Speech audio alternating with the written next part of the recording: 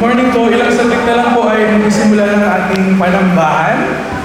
Magsipo na po tayo at kung meron mo pong mga nasa baba na nakakarinig sa aking pagtawag ay maaari po ay pumunta na po kayo sa ating worship hall.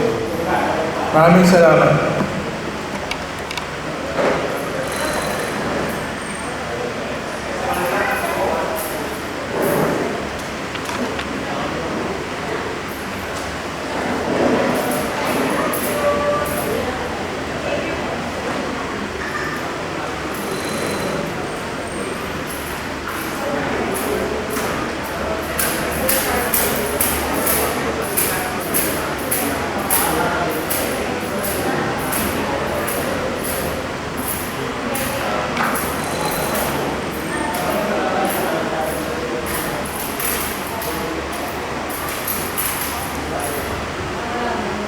Ayan, so good morning po sa ating lahat. Happy Sunday po. Kamusta po ang ating nakarang linggo? Ano po ang highlight ng ating nakarang linggo? Sa normal days, pero nagpapasalamat po ako sa Panginoon. Dapat ay nagpapasalamat pa rin po tayo sa Panginoon kahit na walang masyadong highlight ang ating nakarang linggo, ang ating mga araw. Sa kabila ng yun ay dapat ay isipin ko rin natin kung gaano siya naging mabuti sa atin, kung gaano siya naging ka-faithful sa atin. At patuloy natin isipin yun hanggang sa tayo ay nabubuhay.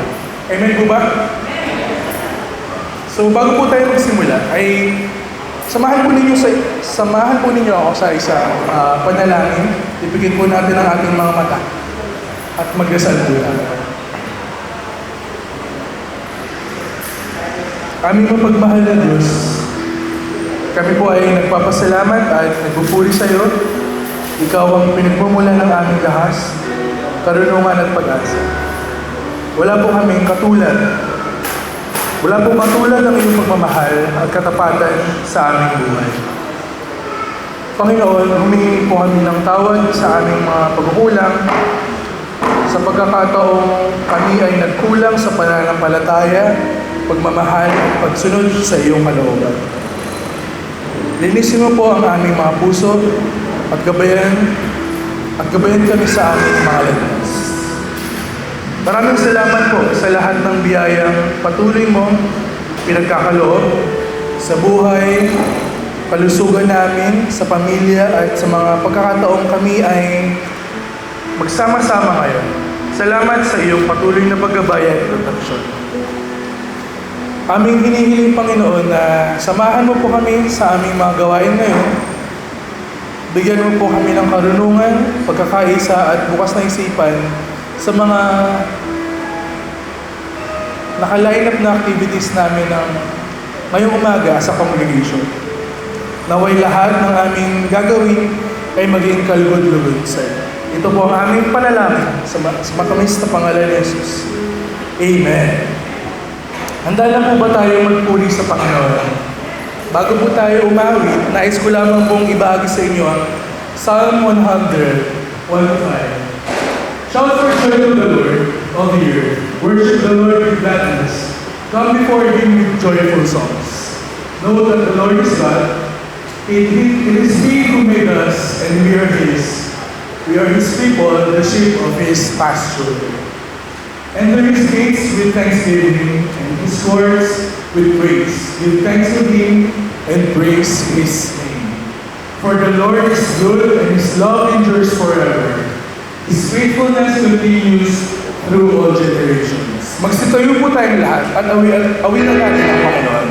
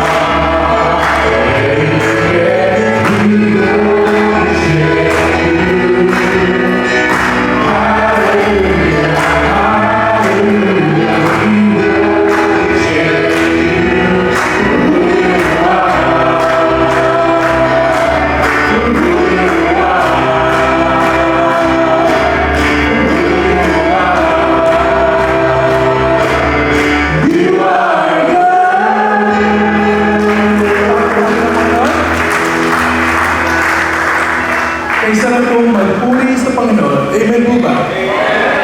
Ang sabi po sa mga awit, chapter 135 verse 3, purihin niyo ang Panginoon dahil siya ay mabuti. Mawid kayo ng mga papuri sa Kanya dahil ito ay kaya-kaya. Naway ang talatang ito ang mag-udyok sa atin na magbigay puri sa Diyos, hindi lamang dahil siya ay Diyos, kundi dahil siya sa Kanyang likas na kabutihan, sa Kanyang likas na kapangyarihan sa paglikha, at sa Kanyang tapat na pagtupad sa Kanyang mga pangako. Patuloy po natin purihin ang Panginoon.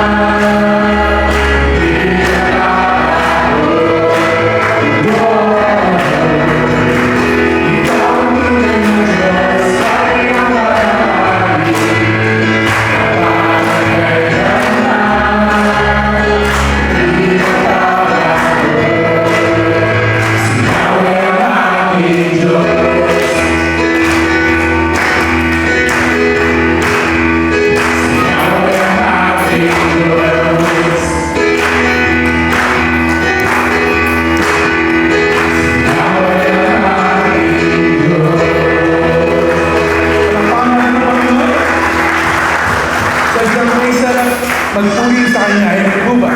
Amen. Ngayon po ay maaari po muna tayo magsiupo. At tandaan po tayo sa ating panalangin. At yun po ay group prayer at inaanyayahan ko po ang lahat na maggrupo-grupo ng 4 hanggang 5 at sabay-sabay po tayo manalangin. Ito po ang ating mga prayer items na maaari po natin pagsabay-sabay na ipalalangin. For our church concerns po, panalangin po natin ng annual congregational church meeting na gaganapin po mamaya, alas 2 ng hapon. Pangalawa po ay panalangin po natin ang gabay sa ating worship leaders at musicians. Pangatlo po ay ang youth ministry, gabay sa bawat gawain. Meron po silang training na gaganapin sa January 31. Pang-apat po ay ang Kids Sunday School Ministry. Panalangin po natin ang gabay sa mga guro, sa mga bata na dumandalo at kanila pong mga magulang. Panalangin po rin po natin ang nalumago ang mga discipleship groups at Bible study groups ng ating church ngayon. Gabay sa lahat ng disciples at Bible study leaders. Panalangin po natin ang preachers for this year. Panalangin po natin na bigyan sila ng gabay at good health, syempre. At lastly sa ating church concerns, patuloy na provision para sa ating iglesia. At ganoon na rin po sa mga miyembro na nangangailangan. Para po sa bansa at sa buong mundo, proteksyon sa bansa mula sa mga kalamidad. Pangalawa ay kaunlaran sa ekonomiya. Pangatlo, gabay sa lahat ng ahensya ng gobyerno at sa paayos na paggamit ng ating pondo. At lastly po ay maghari ang Diyos sa bansang Pilipinas at sa buong mundo at dumami pa ang nakakakilala sa Kanya. So inaanyayahan po kayo ngayon na maggrupo-grupo at isasarado ko na lamang po ito sa isang panalangin. Maggrupo-grupo po ito.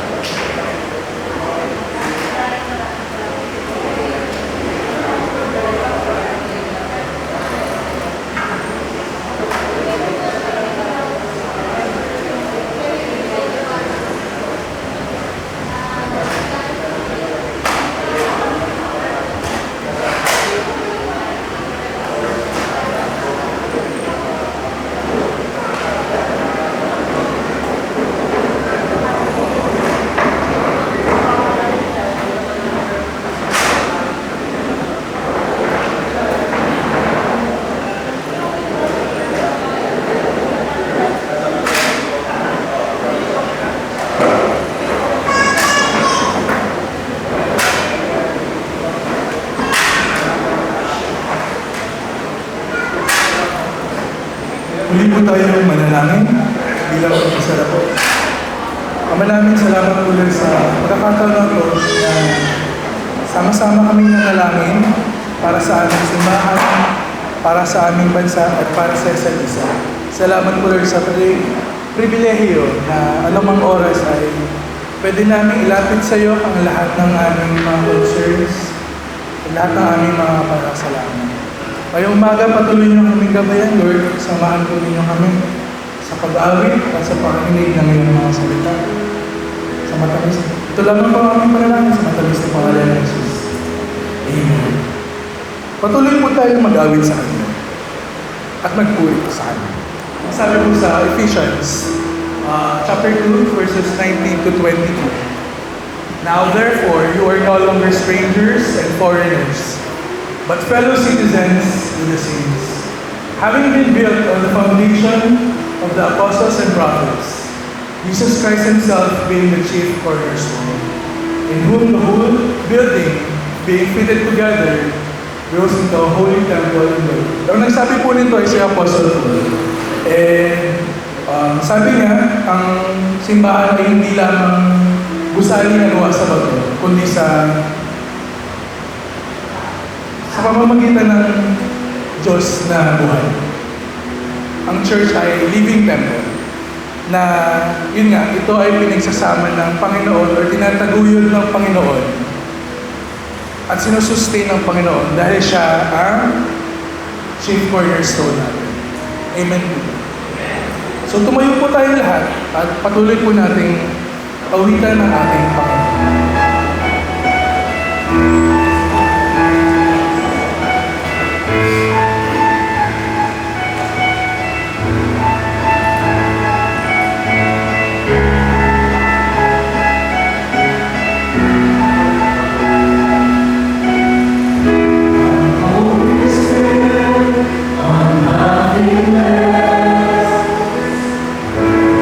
Jesus, Lord, and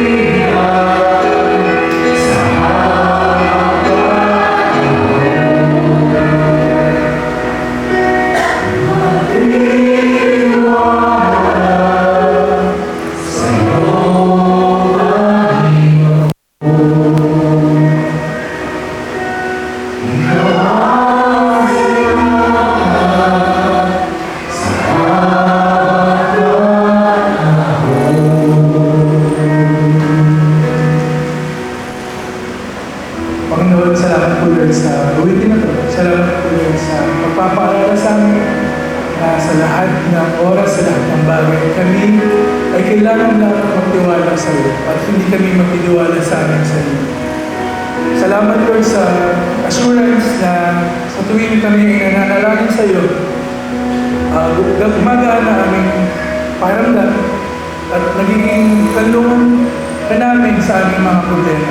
At salamat Lord dahil habang buhay na kami ay nabubuhay, habang buhay na kami ay nananalangin at lumalapit sa iyo, ay meron kaming Panginoon na pwedeng lapitan at tumaon at pwedeng pagkatiwala. Samahan mo rin ako Lord sa patuloy na pagpupuri sa iyo.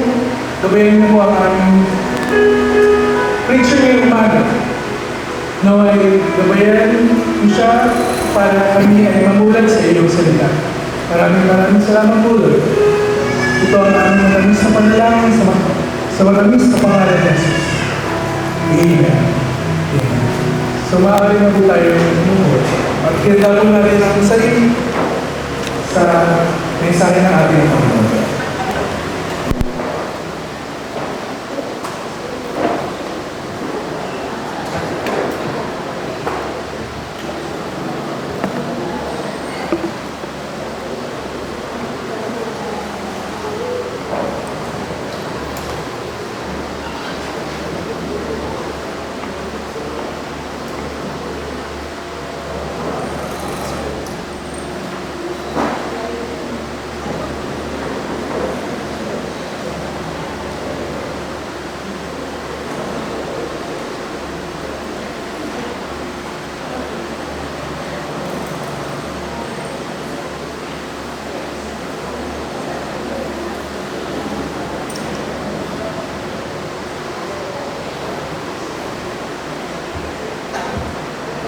Magandang umaga sa lahat.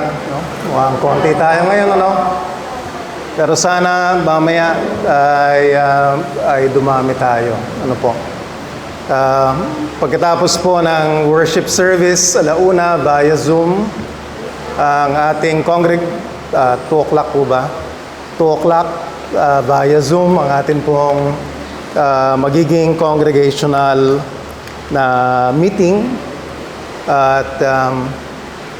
At sa congregational na meeting na ito, usually ano po, kapag yung start of the year na congregational meeting, ang isa sa ginagawa, mag-uulat sa atin ang council at aalalahanin natin kung ano yung mga nangyari sa iglesia noong nakaraang taon. Ilalatag din po ng council yung mga mungkahing gawain, activities and schedules para po sa 2026. Kasama po nito bale ay ang paghahain ng plano para sa allocations ng budget. At ang mga bagay na ito ay kailangan pong i-present at ma-approve ng ating kongregasyon. Ano po? Kaya sana po mamaya ay umattend tayo sa congregational meeting. Kailangan po natin ng quorum para po makagawa ng mga desisyon. So do please join the others who are not here. Sabihan sila na sumama doon po sa ating congregational meeting.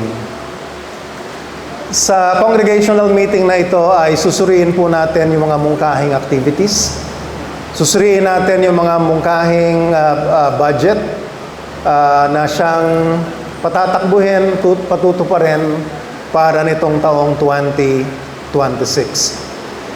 Sa ating pagsusuri, kailangang ibangga natin yung mga mungkahing ito sa gawain or mission mismo ng iglesia. Kaya mahalaga na malaman natin paano nga ba talaga yung mga dapat na mga gawain ng iglesia in broad strokes. Ano yung mission ng iglesia? At yan po yung ating titingnan ngayong araw na ito. Titingnan natin ano nga po ba dapat ang mga gawain ng isang iglesia.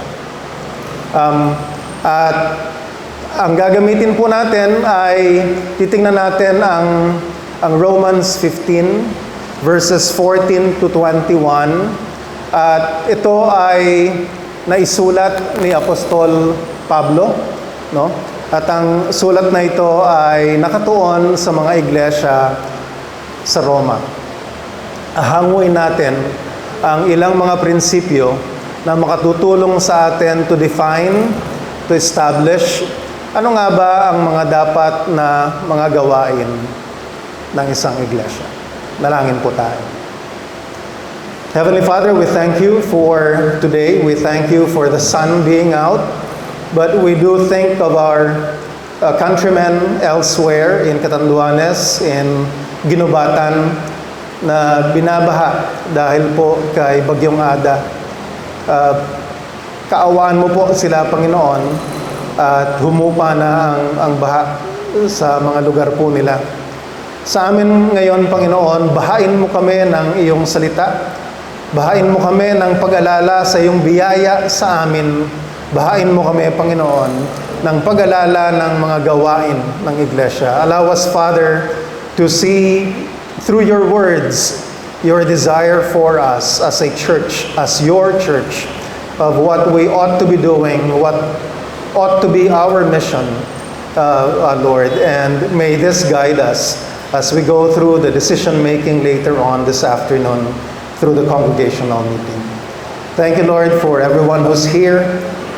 Salamat din, Panginoon, sa pagtulong sa akin sa paghahanda nitong mga nakaraang linggo para sa mensahe na iahatid sa aking mga kapatid. At salamat sa iyong pagtulong sa akin sa paghahanda. Tulungan mo, Panginoon, ang iglesia na makita ang mga ipinakita mo sa akin sa iyong mga salita. In Jesus' name, Amen. Tayo po tayo at basahin po natin ang verses, no, na ating pagtutuunan ng atensyon ngayong araw na ito mula sa aklat ng Romans, no, chapter 15. Umpisa sa verse 14. Basahin po natin. Mga kapatid, lubos akong naniniwalang kayo mismo ay puspos ng kabutihan at may sapat na kaalaman, kaya't matuturuan na ninyo ang isa't isa. Gayunman, sa sulat na ito ay naglakas loob akong paalalahanan kayo tungkol sa ilang bagay. Ginawa ko ito dahil sa kagandahang loob ng Diyos sa akin upang maging lingkod ni Kristo Jesus bilang pare sa mga hentil. Ipinapangaral ko sa kanila ang magandang balita ng Diyos upang sila'y maging handog na kalugod-lugod sa Kanya dahil sila ay ginawang banal na ng Espiritu Santo. Kaya't sa mga gawaing patungkol sa Diyos, ang aking ipinagmamalaki ay si Kristo Jesus. Wala akong pinapangahasang ipagmalaki kundi ang ginawa ni Kristo upang maakit ang mga hentil na sumunod sa Diyos sa pamamagitan ko, sa pamamagitan ng aking mga salita at gawa, sa tulong ng mga himala at mga kababalaghan at sa pamamagitan ng kapangyarihan ng Espiritu ng Diyos, Espiritu Santo. Kaya't mula sa Jerusalem hanggang sa Ilirico, ipinangaral ko ang magandang balita tungkol kay Kristo. Ang hangad ko'y ipangaral ito sa mga lugar na wala pang alam tungkol kay Kristo upang hindi ako magtayo sa pundasyon ng iba. Subalit tulad ng nasusulat, makakakilala ang hindi pa nakakabalita tungkol sa Kanya. Makakaunawa ang hindi pa nakakarinig tungkol sa Kanya. Maupo po tayong lahat.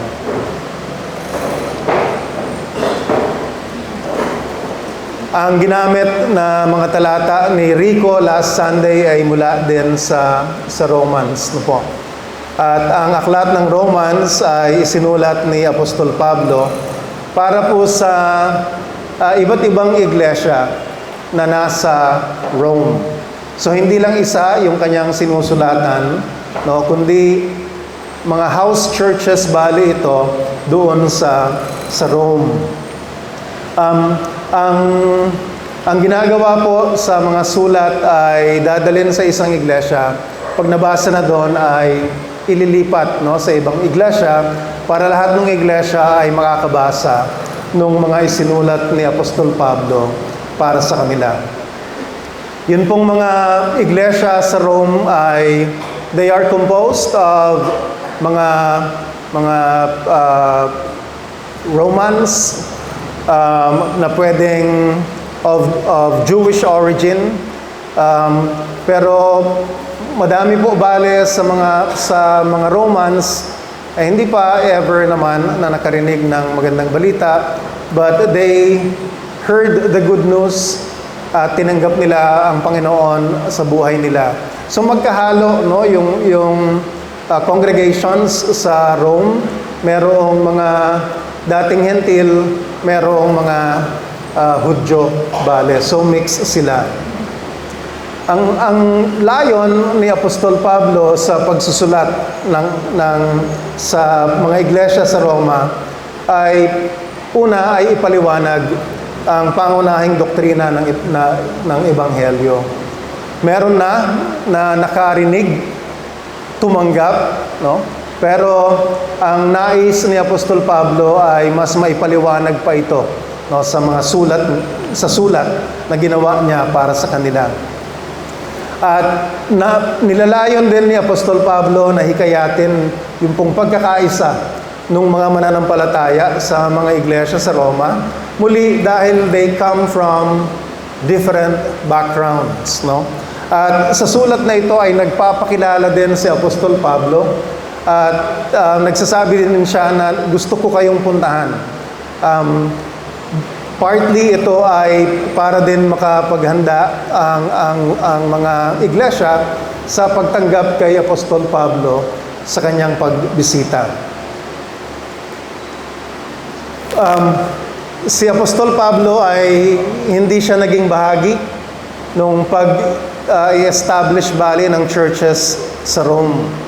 Bali noong nagkaroon bali ng mga pag-uusig, no, sa Israel, ang mga mananampalataya doon dahil sa pag-uusig ay kumalat.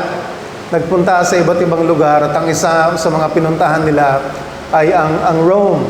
At yung mga nagpunta doon bale ang siyang naghatid ng magandang balita at nagkaroon ng mga maraming mananampalataya na buo ang house churches sa iba't ibang lugar sa Rome.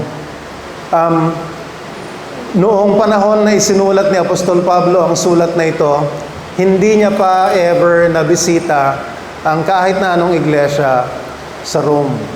Magandang tandaan natin yon dahil sa bahagi yon yung pagpapaliwanag niya sa tema ng kanyang pagsulat, no, sa kanila. Review lang natin sa nabasa nating mga talata, ano ang mga sinasabi nito. Quickly, verse 14, no? Pinagtitibay ni Pablo na yung mga mananampalataya sa iba't ibang iglesia sa Roma ay puno, no, ng kabutihan at pag-unawa sa Biblia. At dahil dito, they are expected, no, na sila ay makapagpayo sa isa't isa. Sa verses 15 to 16, nilinaw ni Apostol Pablo na yung kanyang matapang na paraan ng pagsulat ay mula sa authority that was given to him by God. Sa verses 17 to 18, no, sa nabasa natin kanina, ay sinabi ni Apostol Pablo na ipinagmamalaki lamang niya yung nagawa ng Panginoong Hesukristo sa pamamagitan ng kapangyarihan ng Espiritu Santo sa kanyang buhay. No? At sa verses 19 to 20, no, ay pinapaliwanag ni Apostol Pablo na yung kanyang pagbabahagi ay sa tulong bale ng mga kababalaghan. Tama ba yun? No? Miracles. Mukhang mali yung translation ko nung word ng miracles. Ha? Himala, pa kababalagan. Mukhang negative yun, ano? Okay, miracles. At yung kanyang pangangaral sa buong Jerusalem ng Ebanghelyo at sa buong mundo bale ng Mediterranean. Sa verse 21 ay in-express ni Apostol Pablo yung kanyang intent na ibahagi yung mensahe ng kaligtasan sa mga hindi pa nakakarinig. Sa mga talata ng verses 14 to 21 dito sa chapter 15 ay sisikapin natin na hanguin ano yung mga prinsipyo na makukuha natin para ma-define para sa atin ang misyon ng iglesia, yung mga gawain dapat ng iglesia. Meron akong itinala na apat, pwedeng ma-reduce into 3, no? Pero para lang mas malinaw sa pag-outline ko sa sarili ko, ginawa kong apat. Yung punto, ang una, na ang iglesia ay nagpapatatag at inihahanda ang bawat isa para sa mabubuting gawa. Ito ay gawain ng iglesia. Ikalawa, ang iglesia ay ginagamit ang mga espiritual na kaloob nito para ibahagi ang ebanghelyo at pasiglahin ang ibang mananampalataya. Ano pa yung gawain? Ikatlong prinsipyo, ang iglesia ay ibinibida at nagsasaya sa mga nagawa ni Kristo sa pamamagitan nito. At ginamit ko purposely ang salitang ibinibida, no? At ang ikaapat, ang iglesia ay matapat na nangangaral ng ebanghelyo sa mga hindi pa nakaririnig nito. At sana katulad ko ay makita rin ninyo na ang mga ito ay gawain ng iglesia.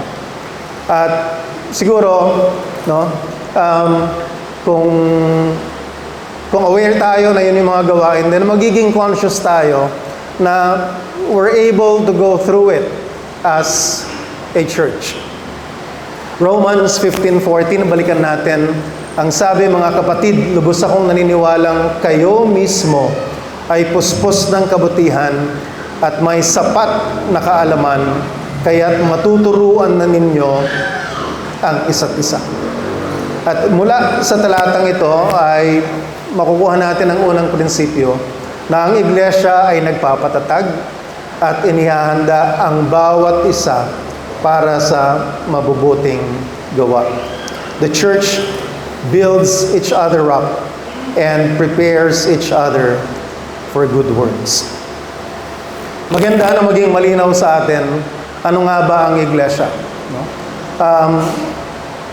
Mula sa Greek word ecclesia, it does not refer to a building, it does not refer to a house, it does not refer to a worship hall, but rather it refers to the group of people who together is bound by isang bagay. Yun yung pagtanggap kay Jesus bilang kanilang tagapagligtas at Panginoon. Ang iglesia, yung komunidad ng mananampalataya, komunidad ng mga tagasunod ni Jesucristo. At nilagay ko dito bale yung konteksto ng sa isang lugar. Kaya pwedeng maraming iglesia sa iba't ibang lugar. At ang komunidad nito ay nagsasama-sama upang manambahan sama-sama, upang manalangin, upang i-worship ang Panginoon. Nagsasama-sama upang patatagin ang isa't isa. At ang puno ng iglesia ay ang Panginoong Jesucristo. Tayo ang bumubuo ng iglesia. Ang bawat isa sa atin ay bahagi ng iglesia. At dito sa Doña Carmen, Lord of Life Doña Carmen, tayo yon. Lord of Life Batasan, sila Kuya Bong at ang iba pa na nandun. At kung minsan tinatanggal natin yung geographic distinction, nagsasama-sama tayo bilang isang iglesia ng Lord of Life Christian Fellowship. Dito sa verse 14, mararamdaman natin yung confidence ni Apostol Pablo, no? Sa iglesia, mga iglesia sa Roma. Kumbinsido si Apostol Pablo na ang mga iglesia sa Roma ay puno ng kabutihan at may sapat na kaalaman upang turuan, gabayan at itama ang isa't isa ayon sa salita ng Diyos upang patatagin at ihanda ang isa't isa sa mabubuting gawa. Sabi niya dito ay puspos ng kabutihan ang bawat isa sa iglesia At yung kabutihan na yon ay hindi mula sa sarili, kundi ang kabutihan na ito ay ang ibinigay na righteousness ng Diyos sa bawat isa. At ang kabutihan na ito ay yung bunga ng pagsunod, no, sa salita ng Diyos.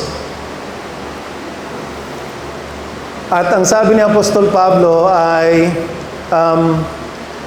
may sapat na kaalaman. May sapat na kaalaman. Hindi ibig sabihin na lahat ay malalim na ang kaalaman sa salita ng Diyos. No? Pero ang sinasabi niya, kung ano man ang alam mo, sapat na ito, no, para ikaw ay makapagpatatag ng iba sa iglesia. No? At ganun na lamang yung confidence ni Apostol Pablo sa bawat isa na bumubuo sa mga iglesia sa Roma. Kaya ang iglesyang tumutupad sa kanyang gawain, mula doon ay ang iglesyang sumusunod, no, sa salita ng Diyos. At isang iglesyang masigasig sa pag-aaral at sa pagtuturo ng salita ng Diyos sa isa't isa. Maganda na i-define lang natin ulit ano ang ibig sabihin ng isa't isa. Ano nga bang sa inyo? How do you define isa't isa? One another. Ibig sabihin nun, bawat isa, no? Walang hindi kasama doon sa isa't isa. No?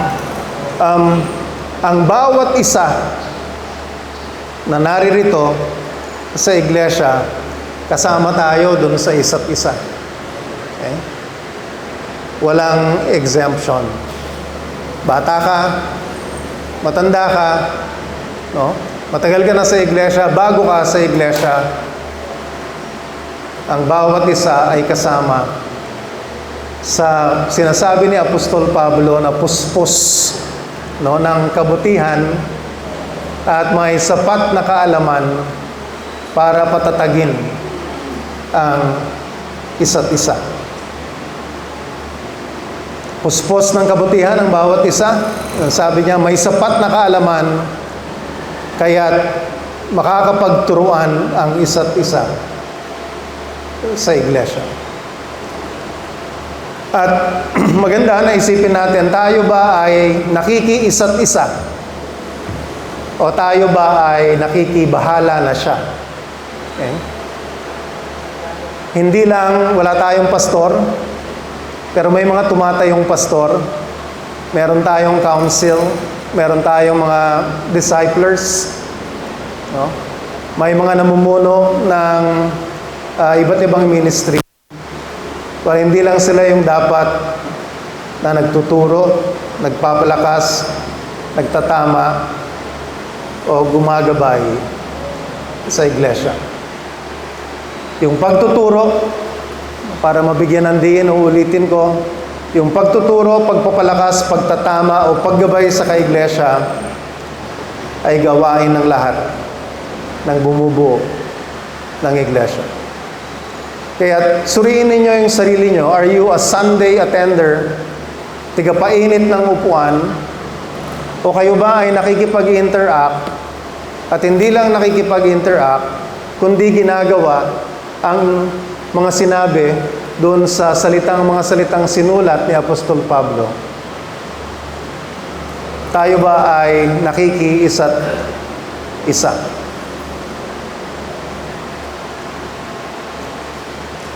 Bakit gayon na lamang yung confidence ni Apostol Pablo sa mga iglesia ng Roma? At siguro, baguhin ko ito ng konti at sabihin na ganito din ang confidence ni Apostol Pablo sa bawat isa sa atin dito sa Lord of Life Christian Fellowship. Bakit ganun na lamang yung kanyang confidence sa atin?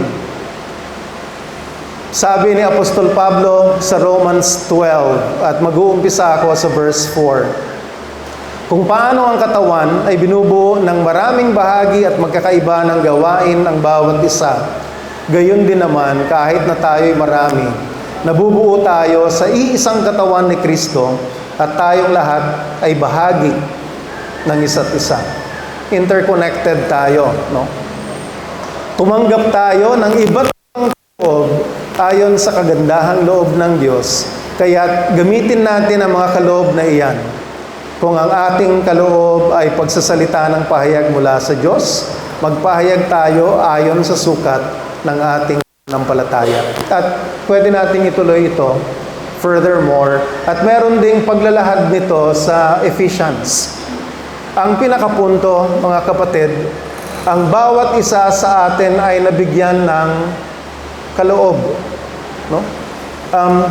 Yun yung sinasabi niya. Ang bawat isa sa iglesia may kaloob. Bakit? Dahil sa kagandahang loob ng Diyos. So wala. Tinanggap mo na si Jesus, pero wala pang isang taon, doesn't matter. Ikaw ay nabigyan ng kaloob ng Panginoon. Ikaw ay 10 taon ng mananampalataya, ay mas lalong dapat mong ma-realize na 10 taon ka nang may kaloob at ang itanong mo sa sarili mo, nagagamit mo ba ito? Ang bawat isa sa iglesia ay tinalaga ng Diyos na kanyang tagapaglingkod. Kasi yun yung sabi ng verse 14, yung sa isa't isa. Kaya dapat kang maglingkod, no, sa mga iyong kaiglesia. Sa ibang verses, ang sabi pa nga, ang bawat isa sa atin ay pare. No? Mas mabigat na definition yon ng isang tagapaglingkod. Pero sana mga kapatid ay tanggapin natin ang mga katotohanan na yon, that all of us are workers of God. And all of us are to serve one another.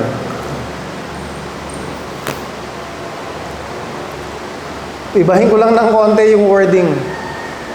Itinalaga, no? Sa word na tinawag.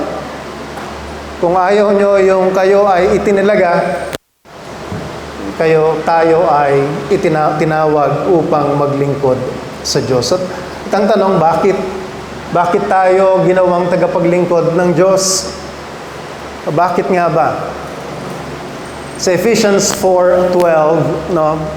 Isang talata na magbibigay ng kasagutan sa atin, pero marami pang ibang talata. Ang sabi dito, ginawa niya ito upang ihanda sa paglilingkod ang lahat ng mga banal para sa ikatitibay ng katawan ni Kristo, ang iglesia. Bakit tayo may kaloob? Para sa paglilingkod. Bakit? Para mapatibay natin ang iglesia. Yun ay isa sa mga purpose, no? Kung bakit tayo ay may kaloob. Ang isa pa, okay, ang sabi sa Matthew 5:16, kukunin natin yung isa pang pwedeng sagot. Gayon din naman, dapat ninyong ipaliwanagin ang inyong ilaw sa harap ng mga tao upang makita nila ang inyong mabubuting gawa at papurihan ang inyong Ama na nasa langit. The other purpose is as we do the good works, habang tayo ay naglilingkod sa isa't isa, nakikita yon ng iba. At dahil nakikita ito ng iba, napapapurihan ang Diyos Ama. Pero hindi lang dito sa iglesia, kasama pati yung nasa labas ng iglesia. At yun yung sa susunod na punto mamaya. Paano natin may apply sa ating buhay yung unang prinsipyo? Ang iglesia ay nagpapatatag at inihahanda ang bawat isa para sa mabubuting gawa. Kung ano na yung alam natin na salita ng Diyos, at marami sa atin ay ang dami ng alam, ang dami ng kabisado, no? Kung ano yung alam na natin, i-apply na natin ito sa buhay natin. No? Sigurado ako na ang bawat isa dito sa atin ay meron ng mga alam. Hindi mo man mabigkas yung exact na phrase na sa Bible, pero alam mo yung konsepto. No? So, paano natin maipapatupad yung unang prinsipyo? Gawin na natin. No? Kung hindi pa, gawin na natin yung alam na natin na mula sa salita ng Diyos. Limitado ang ating kaalaman, sinasabi natin, well, then dapat sikapin natin na palawakin at palalimin yung ating kaalaman sa salita ng Diyos. We can do it on our own, but it is, I think, better when we do it with others, no? Sa pamamagitan ng mga Bible study groups, discipleship groups, at pakikinig ng maigi sa Sunday. At makakuha ng notes, no, kapag ka Sunday. Paalalahanan natin ang isa't isa. Okay, bahagi-bali yun. Ano yung mga ipapaalala natin? Paalala natin kung ano yung tama. Ibig sabihin, itama natin ang ating kapatid kung meron tayong nakikitang ginagawang mali. At sabihin natin kung ano yung mabuti. No? At sabihin natin sa isa't isa kung ano yung nakalulugod sa Diyos. At pwede natin gamitin ang Bible verses. At kung hindi naman natin kabisado, gamitin natin yung prinsipyo mula doon sa Bible verses. May narinig ka na galit sa isang kapatid at nag-wish na madapa siya. At paalala mo, kapatid, that's not a good wish, no? Mamaya makita natin sa pagpapaalala ni Apostol Pablo sa Roma, ang isa doon ay mahalin mo, yung konteksto na mahalin mo ang iyong kaaway. Sikapin nating alamin ang sitwasyon ng ating kaiglesia. Pwedeng hindi lahat. No, pwedeng merong mga grupo. Pero sikapin natin, mga kapatid, na makilala ang isa't isa. After the worship service, pansinin ninyo ang inyong sarili.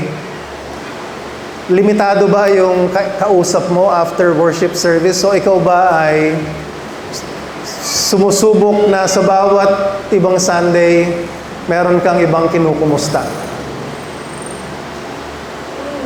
At sana, lalo na kapag ka may bisita, nakikiusap ako sa inyo. Kapag meron tayong bisita, kausapin ninyo ang ating bisita. Ipa-feel ninyo na welcome sila dito. Nagkikita naman tayo ng madalas.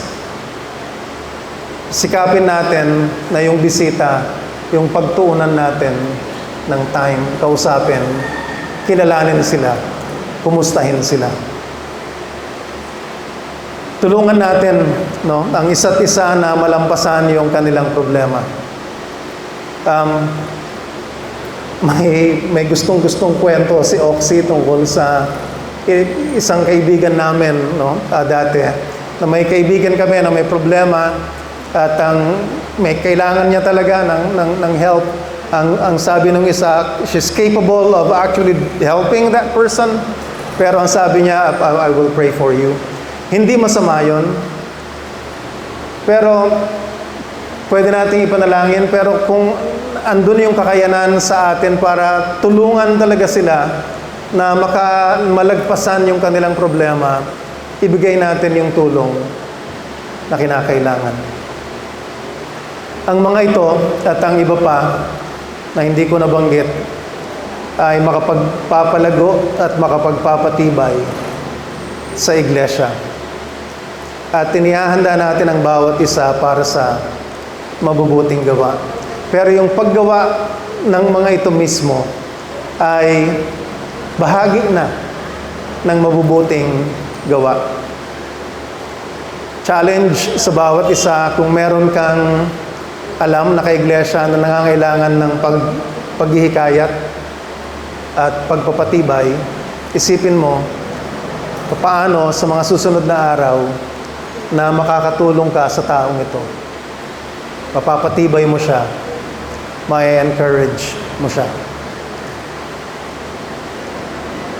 Ikalawang prinsipyo na makukuha natin mula sa verses kanina ay ang prinsipyo na ang iglesia ay ginagamit ang mga espiritual na kaloob nito para ibahagi ang ebanghelyo at pasiglahin ang iba.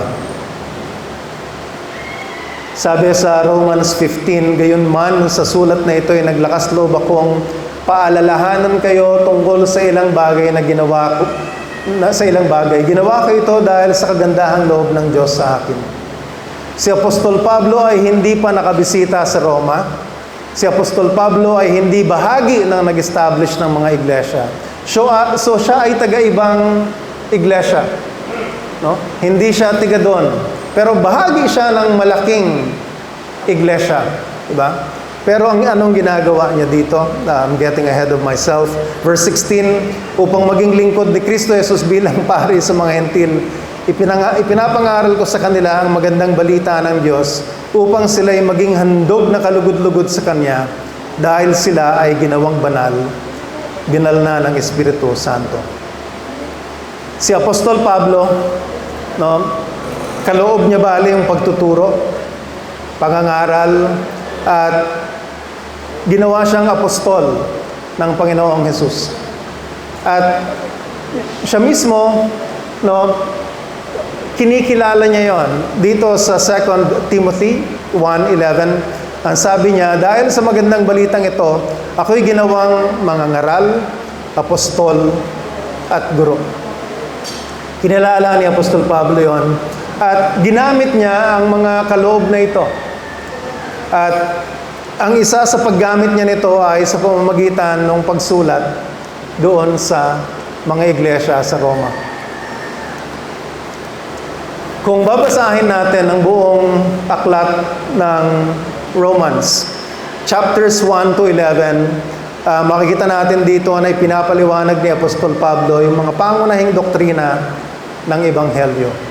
Ano ang ginagawa niya dito? Pinapatatag niya yung mga naka-establish na bale ng mga iglesia. Chapters 12 to 15, pinaalalahanan niya yung mga kaiglesia sa Roma na dapat na pamumuhay ng mga tagasunod ni Jesus. Muli, pagpapatatag, pagpapatibay sa mga tiga-Roma. Although, hindi man previously na merong interactions ang Apostol Pablo sa kanila.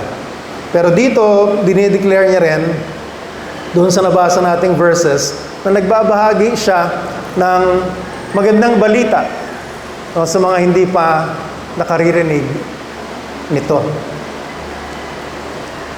So, si Apostol Pablo nagturo, nangaral at gumabay sa mga mananampalataya sa mga iglesia sa Roma.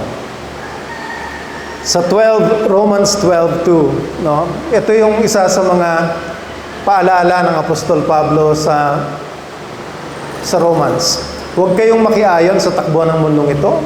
Mag-iba kayo sa pamamagitan ng pagbabago ng inyong pag-iisip upang maunawaan ninyo ang kaloob ng Diyos, kung ano ang mabuti, kalugod-lugod, at ganap sa kalooban niya. 10, magmahalan kayo bilang tunay na magkakapatid at pahalagahan ninyo ang iba nang higit sa pagpapahalaga nila sa inyo. Magpakasipag kayo at huwag maging tamad. Buong puso kayong maglingkod sa Panginoon. 14, idalangin ninyo ang mga umuusig sa inyo.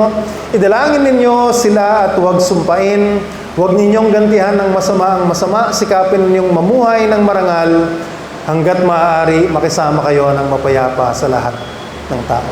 Ang mga ginagawa ni Apostol Pablo, nagpapaalala, no, ng mga ano yung dapat na pamumuhay ng isang mananampalataya.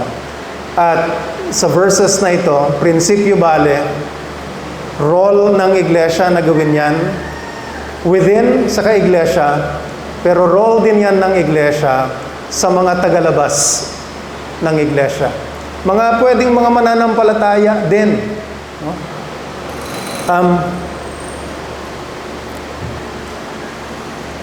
Ano yung naging kanyang tungtungan doon? Yung kanyang tungtungan ay ginawa siyang tagapaglingkod ng Panginoon.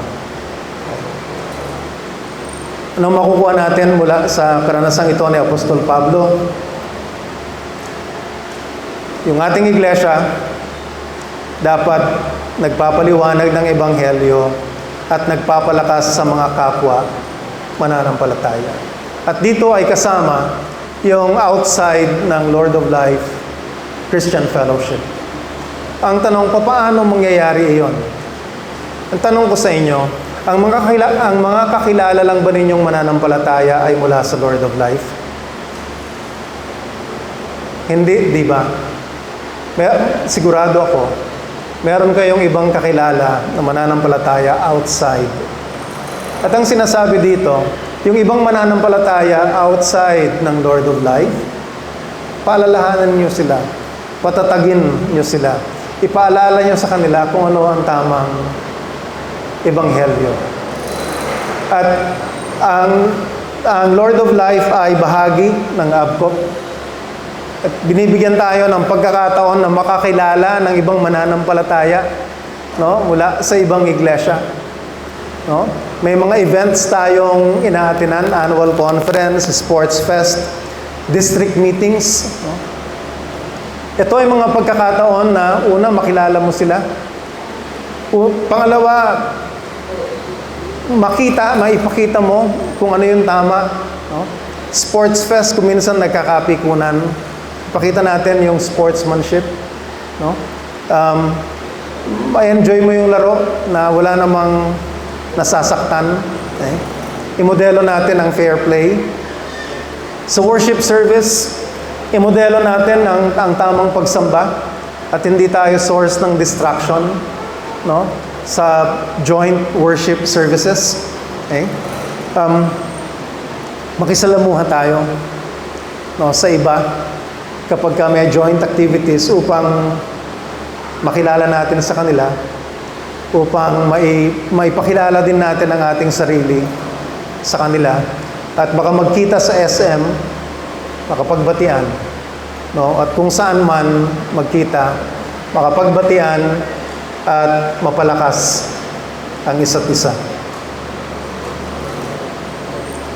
Isang ginagawa ng iglesia na gusto ko ay conscious tayo sa pangangailangan ng ibang iglesia, maski na hindi natin talaga nakaka-interact. No? Kung merong nasalanta, may call ang ABCOP, o kaya maski walang call, nagkakaroon tayo ng collection para sa pagtulong sa kanila. Pwede nating ipagpatuloy yon, at kung kailangan ng volunteers, baka pwede rin na i-consider ng iglesia na magpadala ng volunteers. Maaring at tayo bale nag-i-invite tayo ng speakers, no? At ang speakers natin galing sa ibang iglesia. At sila ay hindi lang tumatayo dito upang patatagin tayo sa salita ng Diyos. Nakikipag-interact din sila sa atin, no? Kapag before the worship service, after the worship service. Ngayon tayo, ang pinakamarami ditong karanasan siguro ay si Kuya Lem, si Kuya Tonton siguro, at si Ken Ken, no? Na-invite na ba kayo na magsalita sa ibang iglesia? No, malamang naman, ano? Okay. Pero kung magkakaroon ng pagkakataon na maimbita, na magsalita, no, sa ibang iglesia, o kaya yung setting bale na may patay, ay hindi naman taga-iglesia karamihan doon, pero may nag-request sa atin na kamag-anak na pwede ang Lord of Life may speaker. Pagkakataon upang ipaliwanag ang ebanghelyo, ibahagi ang salita ng Diyos, at sabihin ito ang pamumuhay na kalugod-lugod sa Diyos. Bahagi yon ng ating gawain. Kaya huwag nating tanggihan ang mga opportunities na ganon. At ihanda natin ang ating sarili na makapagbahagi sa mga ganoong sitwasyon. Merong may birthday, sabi sa'yo, uy, pray ka naman, no? Gamitin natin yon bilang pagkakataon upang makapagbahagi ng salita ng Diyos. Ikatlong prinsipyo, ang iglesia ay binibida at nagsasaya sa mga nagawa na ni Kristo sa pamamagitan nito. Ito ay mula sa verses 17 to 19. Ang sabi, kaya't sa mga gawaing patungkol sa Diyos, ang aking ipinagmalaki ay si Kristo Jesus. Wala akong pinapangahasang ipagmalaki kundi ang ginawa ni Kristo upang maakit ang mga hentil na sumunod sa Diyos sa pamamagitan ko, sa pamamagitan ng aking mga salita at gawa. Sa tulong ng mga himala at mga kababalaghan, at sa pamamagitan ng kapangyarihan ng Espiritu ng Diyos, Espiritu Santo, kaya't mula sa Jerusalem hanggang sa Ilirico, ipinangaral ko ang magandang balita tungkol kay Kristo. Bahagi ng ating pagpapatatag, pagpapalakas sa isa't isa, at sa ating pagbabahagi ng salita ng Diyos ay yung ating pagbibida ng mga ginawa ng Diyos sa buhay natin. Paano natin yon gagawin? Pwedeng one-on-one, nagkikwento ka, ito yung ginawa ng Diyos sa akin. Pagkakataon para sa buong kongregasyon, pag merong testimony time, pero bantulot tayo kadalasan. At nabanggit ko na dati, wala bang ginagawa ang Diyos sa buhay natin? Ano ang nagagawa ng testimony? Ang testimony ay ibinibida natin ang Diyos. Ibinibida natin ang ginawa ni Jesus sa buhay natin. At nakaka-encourage tayo sa iba. Gawin natin yon sa ating kaiglesia. Gawin natin yon sa iba. Bakit? No? Nabanggit ko na, nakaka-encourage sa nakaririnig, no, ng mga kwentong ito. No? At ang isa pa sa sinabi ni Apostol Pablo, upang maakit ang mga hentil na sumunod sa Diyos. Anong ibig sabihin nito? Hindi mo lang kausap ang kapareho mong mananampalataya, nagkwekwento ka din ng mga ginawa ng Diyos sa buhay mo sa mga hindi mananampalataya. Kasi ito ay isang paraan ng pagbubukas ng paraan para maging open sila sa salita ng Diyos. At in the end, para sila ay sumunod sa Diyos. Pwedeng application, mga kapatid, nitong linggo na ito.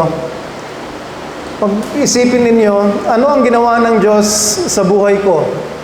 At ano yung pwede kong ikwento sa mga kapatid ko sa iglesia? Ano ang mga pwede kong i-share sa mga kasamahan ko sa opisina na magbibida kay Jesus at kung ano ang ginawa niya sa buhay mo? Practicein natin. And practice will allow us to be comfortable in doing it again and again and again. Ihayag natin yung confidence natin kay Jesus. Ihayag natin yung mga pangako ng Diyos sa atin. Ihayag natin yung mga ginawa ng Diyos sa buhay natin. Ihayag natin ang ating pagpapasalamat sa mga nangyayari sa buhay natin.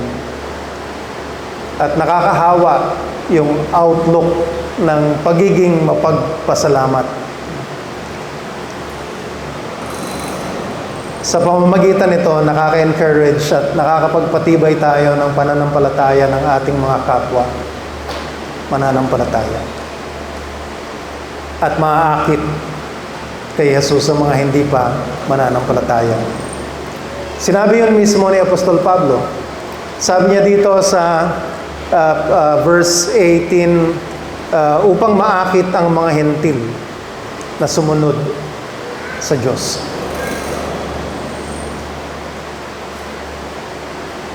Pagbabahagi ng magandang balita ay pagbibida, yung mismong pagbabahagi ng magandang balita. Bakit mo siya ibinabahagi? Kasi hindi mo siya ikinakahiya. Diba? Sabi nga mismo sa Biblia, si Apostol Pablo, why should I be ashamed in sharing the good news? Paraphrase. Ang pagbabahagi ng magandang balita ay pagbibida sa ginawa na ng Diyos sa buhay mo, sa ginagawa ng Diyos sa buhay mo, at sa gagawin pa ng Diyos sa buhay mo. Ikaapat na prinsipyo, ang iglesia ay matapat na nangangaral ng Ebanghelyo sa mga hindi pa nakaririnig nito. Sabi ni Apostol Pablo, ang hagad ko'y ipangaral ito sa mga lugar na wala pang alam tungkol kay Kristo, upang hindi ako magtayo sa pundasyon ng iba. Subalit tulad ng nasusulat, makakakilala ang hindi pa nakakabalita tungkol sa Kanya, makakaunawa ang hindi pa nakaririnig tungkol sa Kanya. Ang ginagawa natin sa iglesia na discipleship ay hindi counted dito. Ang ginagawa natin sa iglesia na Bible study na ang kasama natin ay ang isa't isa din ay hindi counted dito. Kasi ang sinasabi dito ay pagbabahagi ng salita ng Diyos sa hindi pa nakaririnig nito. Kaya, mga kapatid, sana challenge ko sa old men's group, no? Target nitong taon na ito, at least isa na mabahaginan ng salita ng Diyos na hindi pa ever na nabahaginan mo o nabahaginan ng iba.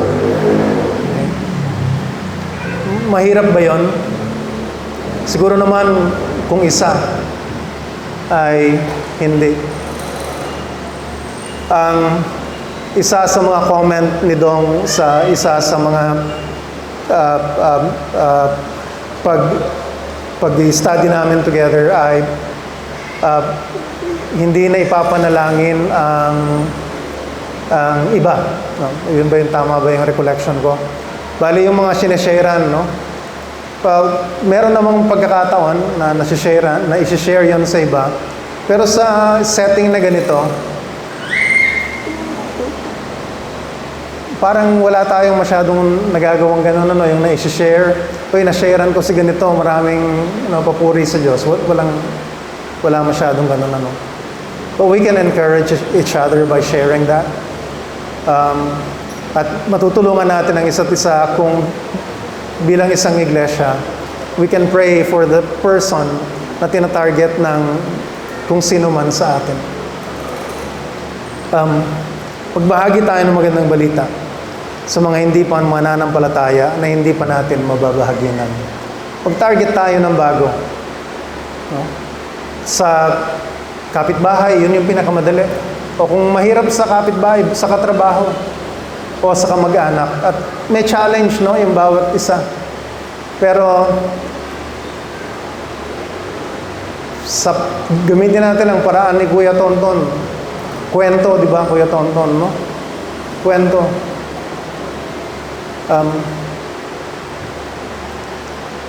Bilang iglesia, yung prinsipyo 4, gawain ito ng iglesia na magbahagi ng salita ng Diyos. At isang paraan na nakakatulong tayo ay yung pagtulong natin, pakikipag-partner natin sa ilang missionaries. Tumutulong tayo sa financial needs ni Chris at Doti, ni Eva Abad, ni Bel, ni Kuya Lam. No? Pinapanalangin natin sila. Nangungumusta tayo sa kanila, nagpapa-update tayo sa kanila. No? Maganda sana na meron ding iba na kumukumusta sa kanila. At i-encourage natin sa kanila, sila. Si Kuya Tonton at si Ate Nona may involvement din, no, sa mission work. No? Kumustahin din natin sila. Isama natin sila sa ating mga panalangin para may encourage din sila. No? Pero wag nating kalimutan, tayo mismo, na italaga tayo ng Diyos, no? Na magbahagi ng Ebanghelyo.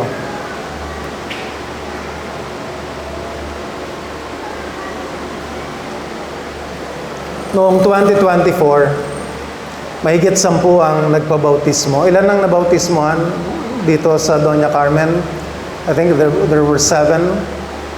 And then about the same number for Batasan. Meron po bang baptism ang Lord of Life noong 2025? Wala po, ano? Bakit po kaya? Bakit kaya?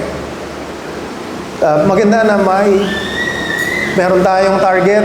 Ang target natin makapagbahagi ng salita ng Diyos, magkaroon ng baptism nitong 2026. No? At masaya, di ba, pag may baptism? No? Parang nakakatuwa. No? Iba yung joy na mayroon ang iglesia kapag ka mayroong baptism. Mga kapatid, no? Gawain ng iglesia na palakasin ang isa't isa. Gawain ng iglesia na ihanda ang isa't isa sa mabubuting gawa. At bahagi ng mabubuting gawa ay ang pagbabahagi ng salita ng Diyos. Gawain ng iglesia na pagtibayin ang ibang mananampalataya. Gawain ng iglesia na ibahagi ang magandang balita sa mga hindi pa mananampalataya. Nalangin po tayo. Diyos Ama, tulungan po ninyo kami na mapatatag ang isa't isa sa pamamagitan ng small acts of service and doses of grace-filled encouragement. I-empower mo po kami sa pamamagitan ng banal na Espiritu upang magamit namin ang aming mga spiritual gifts, hindi upang kami ay matanyag, kundi upang ikaw ay aming maibida, upang madagdagan ang mga sumasampalataya sa iyong anak na si Jesus at mapagtibay namin ang aming mga kapwa mananampalataya. Bigyan mo kami, Panginoon, ng persevering joy at thankfulness maski sa gitna ng kahirapan. Pahintulutan mo, Panginoon, na openly, loudly ay maipagpasalamat namin ang iyong mga ginagawa sa buhay namin. Maibida ka namin, Panginoon. Gamitin mo, Panginoon, ang Lord of Life Christian Fellowship upang maipakilala si Jesus sa mga hindi pa kumikilala sa Kanya.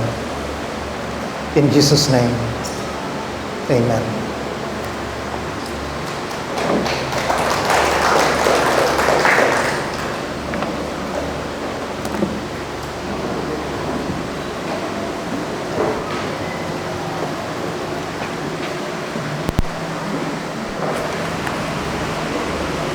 Thank you po sa napakagandang mensahe sa reminder na talagang bilang iglesia, kailangan natin magbilos na para sa isa't isa. At bilang patuloy na parte ng ating pananambahan, ihanda po natin ang ating mga ikapo at oras na para magbalik tayo ng kaloob sa ating Panginoon. Sabi po sa 2 Corinthians 9, verses 16, each of you should give what you have, deciding in your heart to give, but reluctantly or under compulsion, for God loves a cheerful giver. And God is able to bless you abundantly, so that in all things at all times, having all that you need, you will abound in every good deed.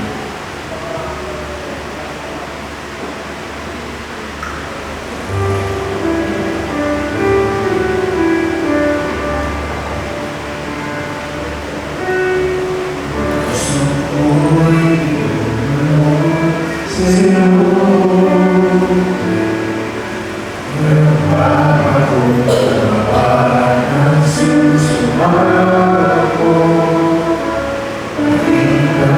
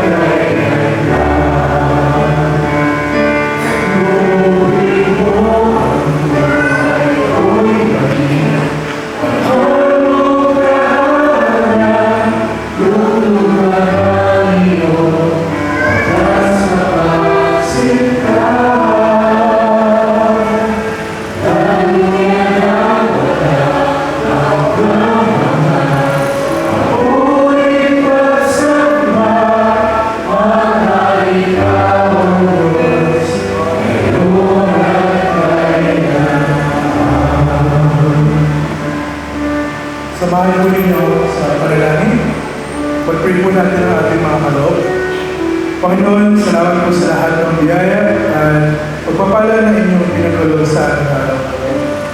Kinikilala ka po namin ng lahat ng aming pag-aari ay mula sa iyo at ang pagbibigay ng present offering ay isang paraan ng pasalamat at pagmalay sa iyo bilang mga kapal na stewards. Pinatanggap po namin ang iyong tawag at inaalay po namin sa iyo ang aming mga tithes of offering na ito bilang unang bunga ng aming kinita.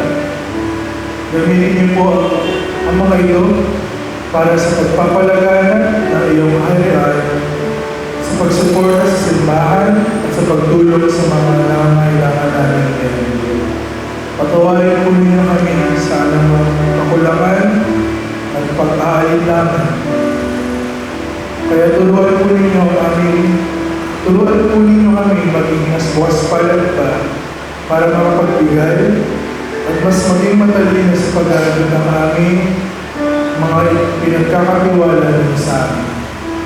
Pagpalain po ninyo ang aming mga kaloob at naway dumami pa po ito upang mas marami na po ang mapagpala. Sa iyo, ang dakilang pangalan, sumasampalataya kami at umiling. Amen. Amen. At ngayon po ay itakang po tayo sa aking anas na tinatawag po si John.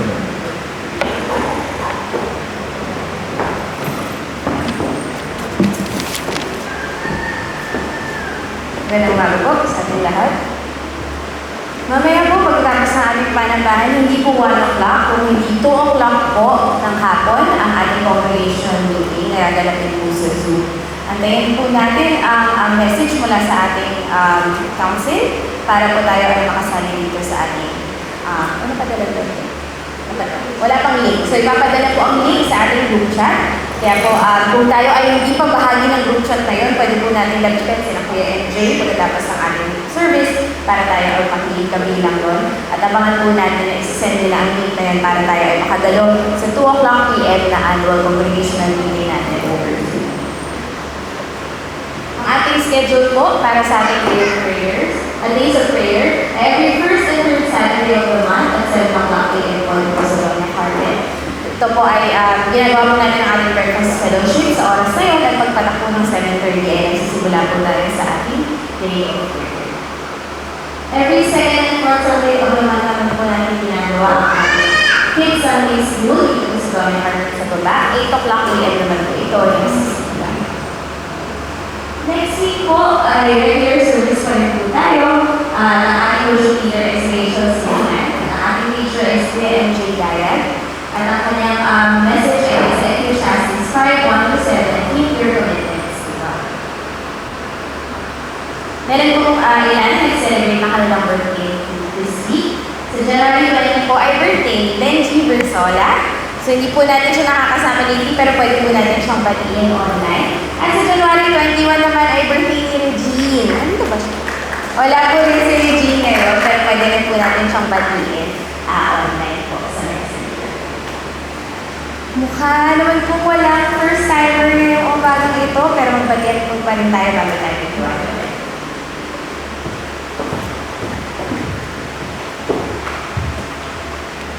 At tinatawag para po sa ating television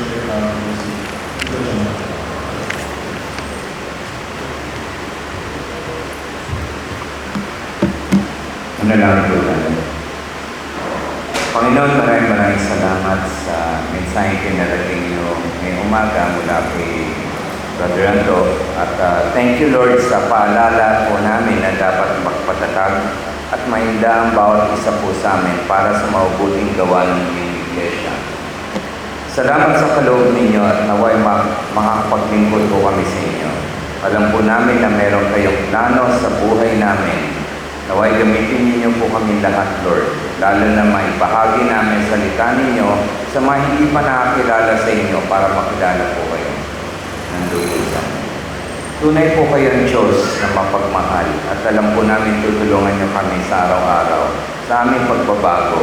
Dahil sa inyong kapangyarihan, Lord, para maisagawa namin ang plano ninyo sa buhay namin. Magtiwala lang po kami sa inyo. Lahat po ito itinataas ko sa dakilang pangalan ni Jesus. Amen. Tayo po tayong lahat ang gawin natin basbas ng Panginoon sa Ephesians 3:19-21. At naway makilala ninyo ang di matingkalang pag-ibig na ito upang mapuspos kayo ng kapuspusan ng Diyos. Sa Diyos na makakagawa ng higit pa kaysa maaari nating hilingin at isipin sa pamamagitan ng kanyang kapangyarihan na gahari sa atin. Sa kanya ang kalwalhatian pamagitan ng Iglesia at ni Kristo Jesus magpakailanman. Amen. Manpili po tayo na kayo at sa binawin.